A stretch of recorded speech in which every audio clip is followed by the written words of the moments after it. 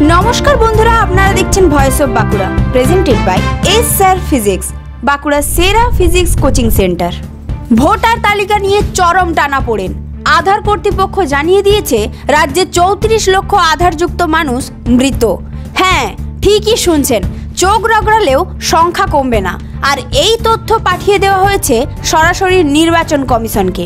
তাহলে প্রশ্ন একটাই, আসলে কি এত মানুষ মৃত নাকি সিস্টেমে ভয়ানক গরমিল?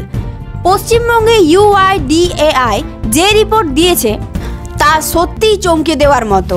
34 লক্ষ নয়, তার উপরে আরও 13 লক্ষ মানুষ যাদের আধার কার্ড নেই, তারাও মৃত হিসেবে চিহ্নিত। মানে 47 লক্ষ নাম যা এখন ভোটার তালিকা থেকে কেটে দেওয়া হচ্ছে। কিন্তু এত বড় ভুল হলো কিভাবে? কে এই ডেটা যাচাই করেছিল? কতটা ফাঁকফোকর থাকলে লক্ষ লক্ষ জীবিত মানুষ মৃত হয়ে যায়? এই ভুল ধারণা কি সাধারণ নাকি এর পিছনে লুকিয়ে আছে আরও বড় গল্প? নির্বাচন কমিশন এখন তড়িঘড়ি করে ডিপ রিভিউ শুরু করেছে। দলিল, ডকুমেন্ট, আধার ম্যাচ সব খতিয়ে দেখা হচ্ছে। মানে এতদিনে ভোট দিতেন যারা, তাদের কেউ কেউ হয়তো আজ সিস্টেমে মৃত। এবার প্রশ্ন, বাঁকুড়ায় কি হচ্ছে? আপনার নাম কি তালিকায় আছে নাকি আপনিও হঠাৎ মৃত হয়ে গেছেন সিস্টেমে? আপনার পরিবারের নাম ঠিক আছে তো? বন্ধুরা, এই বিপুল ভুল শুধুমাত্র কলকাতার সমস্যা নয়, এটা বাঁকুড়া, বিষ্ণুপুর, কতুলপুর, গঙ্গাজল ঘাটি সব জায়গার জন্য সতর্কবার্তা।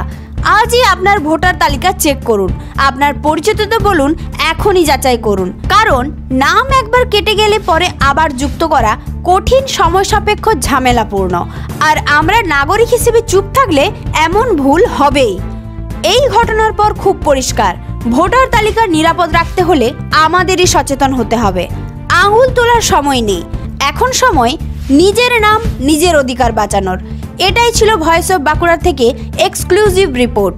লাইক, শেয়ার করুন যেন আপনার বন্ধুদের নামও মৃত তালিকায় না চলে যায়।